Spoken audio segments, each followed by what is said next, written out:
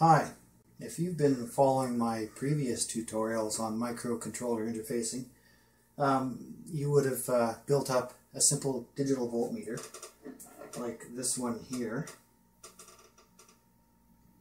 which is displaying about 10 volts using an Arduino. And I did it step by step and giving you all the information you need to interface the light emitting diode display, LED display, to the Arduino, as well as the analog to digital converter. And then my last video on that series left you with the software, and I designed the software or I wrote the software in C in very simple ways. It would be the way I would have written it when I was just first starting out, and I expect that's what most people are doing when they're first starting out with the Arduino as well. So what I'm going to do in this video is I'm going to take that same piece of software and I'm going to rewrite it and write it in a much more elegant way and a more advanced way, and a way that makes it run more efficiently, makes it a little easier to read, and it will occupy probably less space in the flash, in the memory. The program size will be a bit smaller. So let's have a look, closer look at the software and make those changes. Now, it's always a good thing to put a good set of comments up here, a description of how the software is actually working, and also include in that description how the hardware is hooked together. All the different peripherals are hooked up to the Arduino, and if you've borrowed any software from somebody else, credit them as well, and provide perhaps a link to where you got it from. And all of this is as much for yourself as it is for anybody else reading the software. If you come back to this 6 months down the road or a year down the road and you wanted to do something with it, it'll jog your memory. It'll give you an idea of what's going on, so you don't have to actually read through the code to figure it out again. You've got a good description at the top. So think about it from that perspective. What am I going to want to see in here 6 months from now? So put that in there, and I've got a copy of it. I'll stick something in here.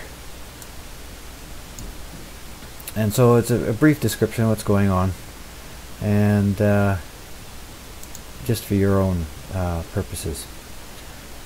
I also tend to, well, I suggest you do the same thing here, is put stuff in your file here in a particular sequence. So I'll put in a description of what's going on, an overall description of what's going on here, and then after that I'll put all my libraries that I include in this.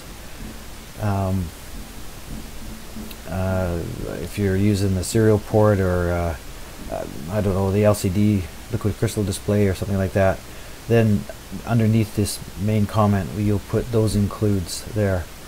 After that, I tend to put constants, stuff that's not going to change, and I'm going to get into constants in a minute. And then I'll put the variables, and then I'll finally get into the actual functions that you're going to write. So I follow that basic sequence, and I think it's a good thing that you guys should too. Just keeps everything together and organized. So let's look at this bit here. I've got 4 bytes to store the digits that are going to be displayed on the the 7-segment LED display, and I'm going to write this in a slightly different way, and so it just simplifies the code a little bit. And what I'm going to do here is I'm going to declare an array, and an array is just a collection of objects. In this case it'll be bytes, and they're addressed by a single label and not by, in this case, 4 different labels. So you declare an array the same way you do with a normal variable. You start off with what byte, or what the type is. In this case it's a byte. You give it a name. I'm going to call it the same name pretty much. Spell it right here, like that. Now, to tell the compiler that it's an array, you use these square brackets, follow with a semicolon as usual. And there's a couple of ways to declare the array. For now I'm just going to do it in the simplest way, which is you just put the number of elements in that array that you want the compiler to put memory aside for. In this case, we need 4 digits, just like before. So that's an array of the 4 different digits for the display, but it's only got one label. Makes it a little cleaner here. How you actually address each of these parts of the array, I'll get into that lower down in the code here. But for now, let's just keep going with this. These 3 variables here I'm not going to change. They're fine the way they are. But there is something that I do want to change, and I'm going to talk about constants here in a minute. You'll notice here that I've assigned these pin numbers. I described what part of the display is actually connected to these different pin numbers. This is the A segment driver, this is the B segment, C, D, E, F up to G, and this is the decimal point. And I want to get rid of these numbers. I call them magic numbers. They just appear in the code. They don't mean anything. There's just a number in the code. And I want to change that and use a label there, a word that makes sense to me. And there's a couple of reasons for that. One of them is what I just said. It just makes more sense. But the other reason is if for some reason I had to rewire this display and use different pin numbers, I would have to go through the code and find out every occurrence of these pin numbers and change them. And in this particular software that we've written, we have a lot of them here, especially in this convert digit function that we talked about in the previous video. In this case, there's, I believe, 10 or 11 places where we'd have to go and change. A lot of typing and a good chance of creating an error. So what I'm going to do is I'm going to create a constant for each of those with a name that makes sense to me and to anybody else reading the software. So I put the constants up near the top, and this is how you declare the constant. And I'll put a link in the comments below where you can go to the Arduino website to get the description of how to create a constant. But you use the keyword const, and then it still has to be a type given, so it's a byte, and I'm going to give it a name, and then we have to assign a number to it. So that's a constant. Now I can write in my software this word, and anywhere this word is written, the compiler will take out the word and put that digit in there. And I can do that for each of these segments. So bseg, and I'll give it the value of 1. A little tighter than that. And so on until we get down to our decimal point. Now I'll leave it at that for now. This is how I see most of the examples in the Arduino software doing it. And I've also looked at other people that have contributed software to the Arduino community, and they tend to do it this way. This isn't my favorite way to do it, although Arduino recommends it as being the best way. There's reasons for doing it this way. There's another way of doing it, and each way has their pros and cons. And I think what I will do is leave these ones the way they are, and I'm going to create another video that just talks about constants and the number of different ways of defining constants in your software and their pros and cons. But for now, let's just do it this way. And the last one, we'll call this the DP seg for the decimal point, and that's pin 7. So there's our constant definitions for the different segments. Now I'm going to do that again for these ones. Again, I got more magic numbers, 8, 9, 10, 11, and those are the digit drivers. So I'm going to call them, and I'm going to do them in the same way. I'll just give them different names. So I'm going to call the first one digit 0. So const byte digit 0, and that's equal to 8.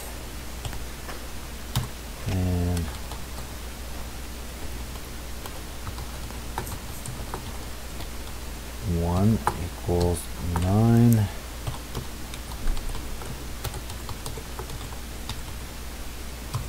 And this one's 10. And the last one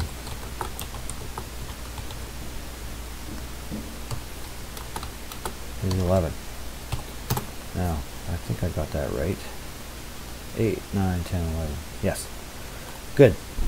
So now I've created a bunch of constants that I can now go through my software and substitute them. Now, don't want to get confused here. I don't want you to go and write the software kind of the way I did originally and then go back through it again and do all of this kind of stuff. That's just a waste of time. Don't do that. Do this right off the bat. Think of the constants that you're going to use in your software and then start defining them even before you start writing them. Again, the constants can come out of your design portion of the software where you're actually just writing it down on a piece of paper. I tend to do it both ways. I'll often do the constants when I'm doing my design, and also I'll do the constants while I'm actually writing the software. So now what needs to happen is I'm going to go through the software and I'm going to change all of these references to those these names here. Okay, now here is the software rewritten using the constants in all of these places here, including way down here in the function call, convert digit. So you can see how this makes it more legible, easier to read. You know what's going on with these different pins here. So now let's look at another thing that we can change. So I talked about setup as being a place to initialize stuff. So we're initializing our I/O ports, I/O pins here, and I also said you can initialize your variables here. But there is another way to initialize the variables, and you can do it where they're declared. Now let's look at the simpler ones first. So for digit count, if we want it to be initialized to a number that we want to use, you just simply put an assignment operator here and the value that you want it to be initialized to. If you don't initialize any of your variables, they automatically get initialized to 0. The C compiler creates some code that you don't see, and you don't see it operate at all, but the code just goes through all the variables and zeroes them out.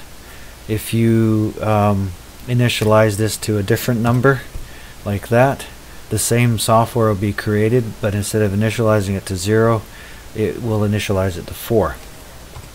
In this case, 0 is good enough for what we want. And even though these are automatically done to 0 anyways, it's still a good practice just to initialize your variables like this. Like I said, you can put any number there that you want. Now to initialize the array here, there's a couple of ways you can do it. Now what I've done here, the compiler will initialize the array automatically to 0, but we can do the same thing. We simply put an equals or an assignment operator, not an equal sign. Then we use the curly brackets, and you write in all of the initialization variables separated by a comma. Oops, let's get this right here. And then with a closed curly bracket. Now I can put a number in there and show all the initializations here, or I can skip that and just leave it a blank, and the compiler knows that since I've given it 4 initial values, it knows to put 4 bytes aside. Either way works. I tend to put the number in there just for clarity. Now you can also, you don't have to initialize all of the variables, you can just initialize some of them. This works as well. There's only 3 initializations, but I've told the compiler I want 4 bytes there. Where you'll get an error is if you do this and you put another one in here. The compiler won't like that. So anyways, that's how you initialize an array. Pretty simple. So we can take that out of the code here. We don't need this anymore down in here. So already we've simplified our software to some degree. We've made it more legible just by using constants. I want to make some changes further here. Oh, there are some constants that I want to change here. Again, I've got magic numbers, 2 magic numbers that show up here, and I'm going to give them some values as well. So let's give it a name. Let's see, I used the name over here somewhere. Let me just look it up. Trying to remember what I used. Might as well stick with it. Where are we here? Oh, there we go. Alright, so let's go back to our constants here, and I'm going to create another constant. Const.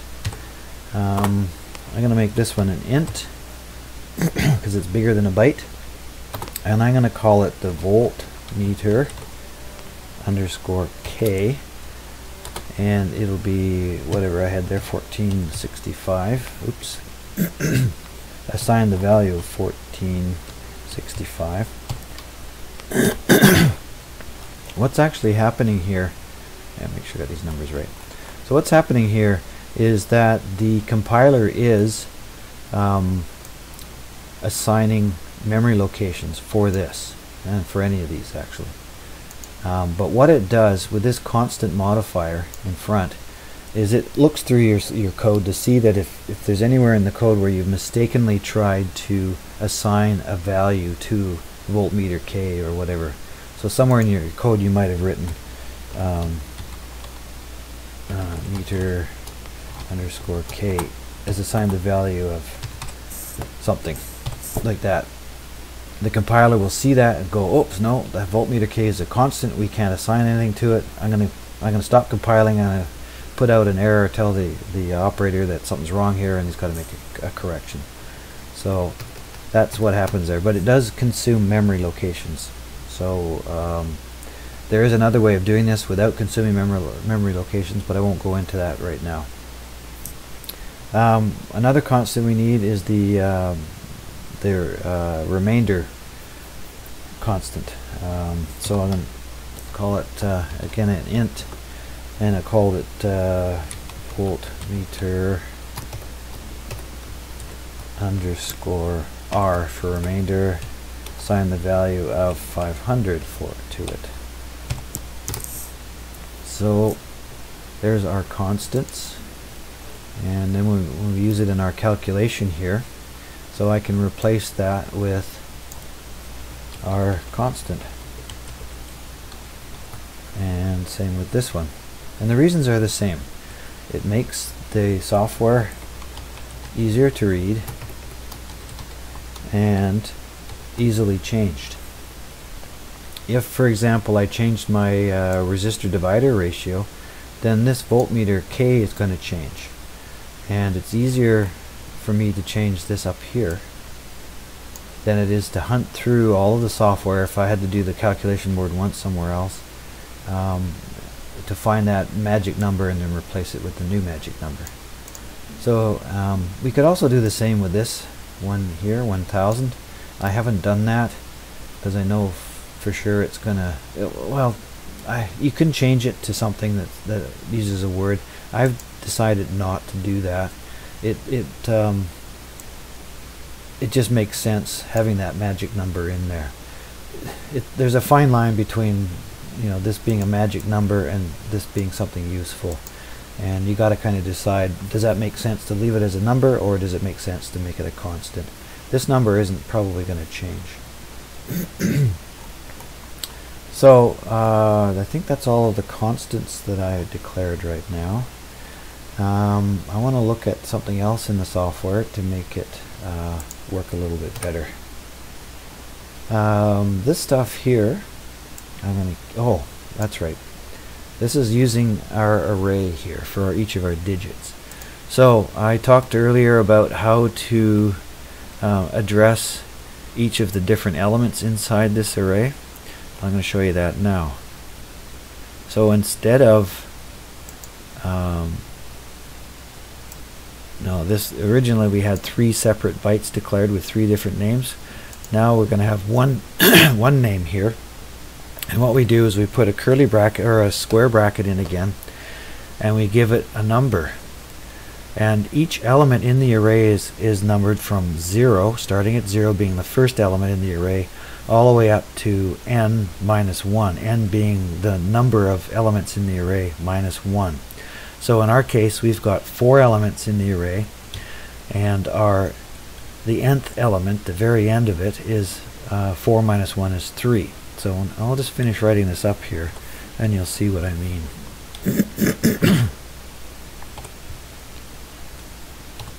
And the last one here. So you can see how the elements in that array are addressed or indexed. This number here is called the index. Indexed starting at 0, 0, 1, 2, and 3. 0 being the very first one in the array. So I haven't really done anything different here. The compiler will actually probably produce software that looks code that looks just the same, but this is just a different way of addressing it.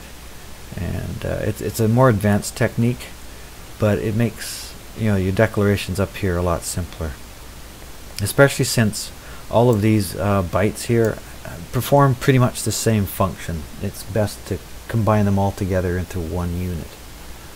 So that's how you declare an array and how you actually use it, how you address each of the elements in the array. Now I need to make a few more changes in my software here. I've just noticed some more magic numbers. So I believe number 11 is digit 3. Let's go back up here. Yeah. So let's just change this. Get it right. IGIT 3. And number 8 is digit 0.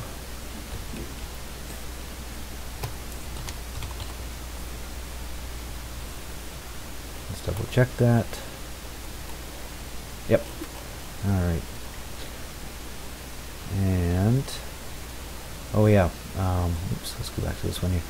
Here's our array again. So this time I know that it's the 0th element in the array, or the first one, so I'll just put a square bracket around that number.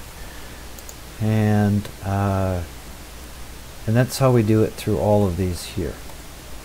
Now I've written a hard-coded 0 here for the index for a display digit, but it doesn't have to be hard-coded 0. You can put another variable in there. For example, we could put digit count in here into the index here, and when digit count is equal to 0, we will index the 0th digit, or the 0th element of display digit. Or down here, digit counts in here as the index, so digit count is equal to 1, so we will index the second element of display digit. So as I said, the index doesn't have to be a hard-coded number. It can actually be a variable, or it can be an expression, or it could be a calculation, whatever evaluates to a number. That's it makes it tricky.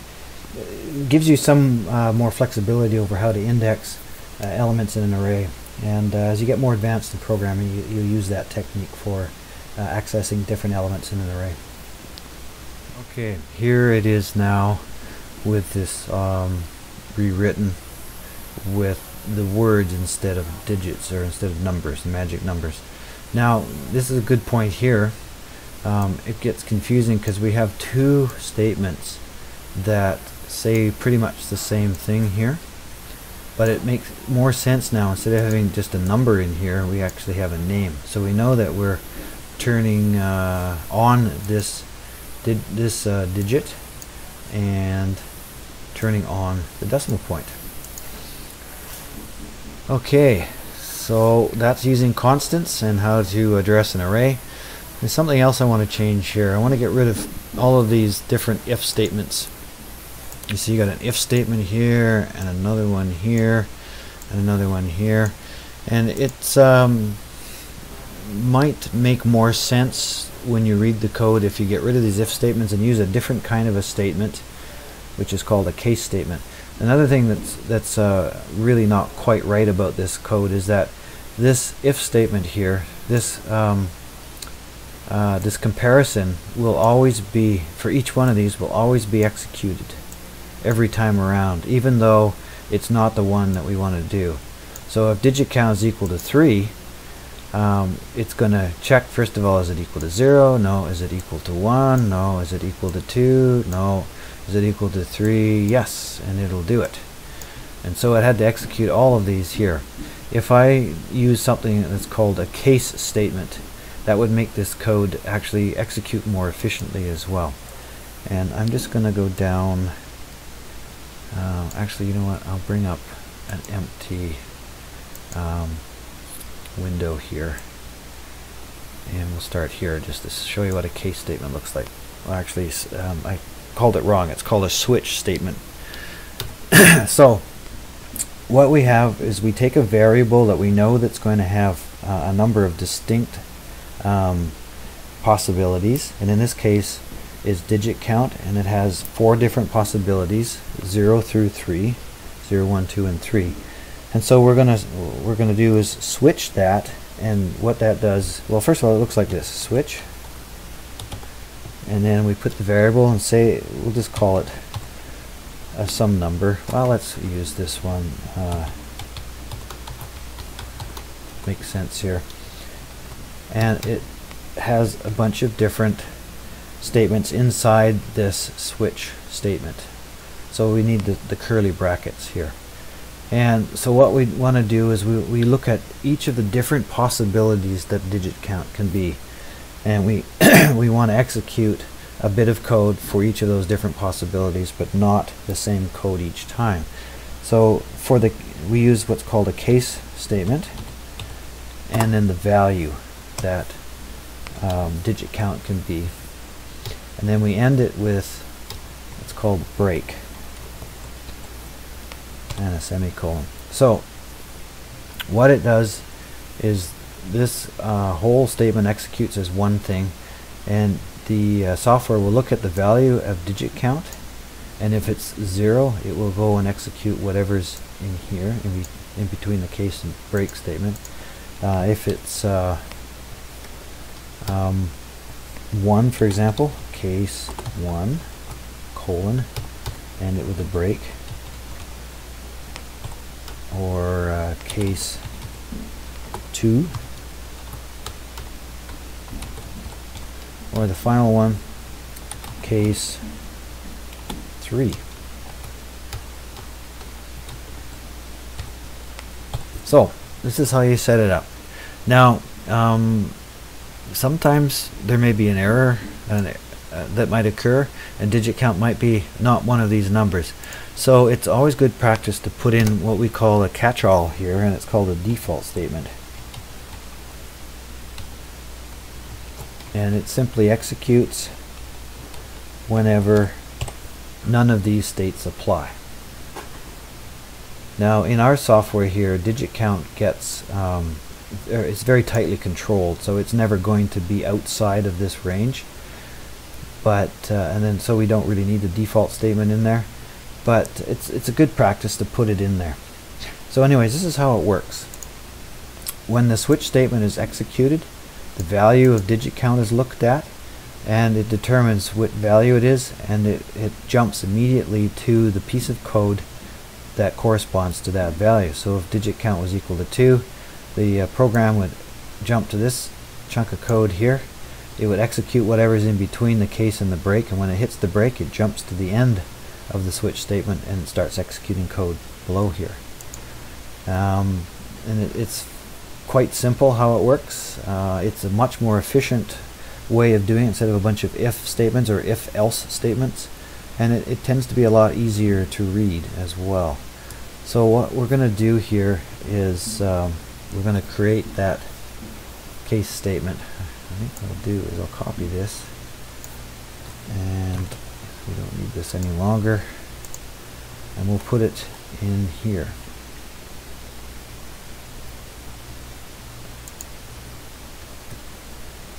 And then what I'm going to do is I'm going to move, without the if statement, I'm going to move all of the contents of this stuff here and put it into the appropriate case statements, and then you'll see what the code actually looks like. Okay, here it is now rewritten using the switch statement here. And I just transferred all of the code that was in between the that was inside each of the if statements here, and it does make this code a lot more readable in the long run. I'm just going to get rid of this legacy of something else I was doing here. Let's get rid of these for now. And where are we here?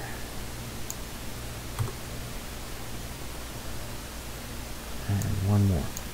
Now you can see how it nicely compartmentalizes the software here. So here's the whole switch statement. It's all in between these curly brackets here. And I even put in a default statement.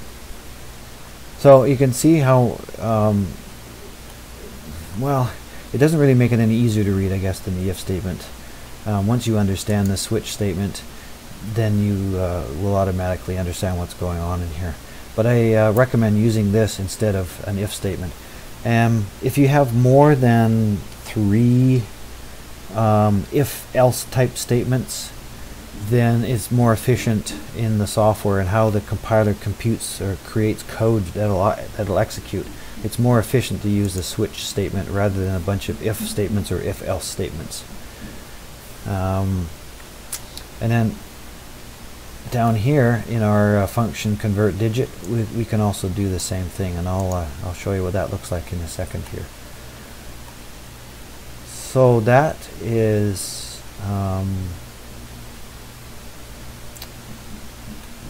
this loop here that just determines which digit to display. And like I said before, it looks at digit count, looks at the value of it, and whatever value digit count becomes, it just simply executes. Say in this case, if digit count was 2, it would just execute this code, and then it would jump to the end here and then execute this code here. I've got one extra bracket there. Good. Alright. So it hasn't changed how the code actually operates, but it does create a more efficient software. It takes up less room in the flash memory. And then I'll go through all of this stuff here, and I'll write it out with the case statement as well, and you can have a look at what it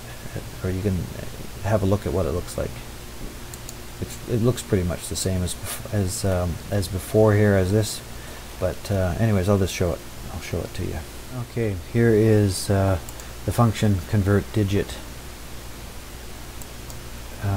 rewritten using the switch statement throughout. And what I did here is I actually did use the default portion of it, and so any number that's not between 0 and 9 will create a blank digit. So we could stick a 10 in there, or a 12 or a 22 or whatever, and it would create a blank digit, because we use it up here in the tens of volts digit, where we're going to blank it if it's 0. So in this case, I just call convert digit with 10 in there, but I could put any number in there if I wanted to.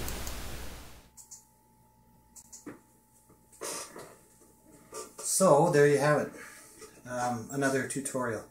I thought it was going to be a quick one, a short one, but it turns out it's quite long. But there was a lot to cover, and I think we learned a lot, but we still just scratched the surface. So I encourage you to go to the Arduino's website and look at their reference, and I'll post some links as well to some of the things that I talked about, and you'll get Arduino's idea on how to use, for example, the define statement, how to declare variables. I think what I'll do down the road is some more tutorials on just the software, and go deeper and deeper into the how the compiler actually works and what it does, and how to use it more effectively. But for now, I hope you learned a fair bit out of this little tutorial, and I encourage you to stick around and keep checking out my channel here. And let's hopefully I'll produce a few more videos for you and you guys will enjoy. Thank you so much for watching. Stay tuned for the next one.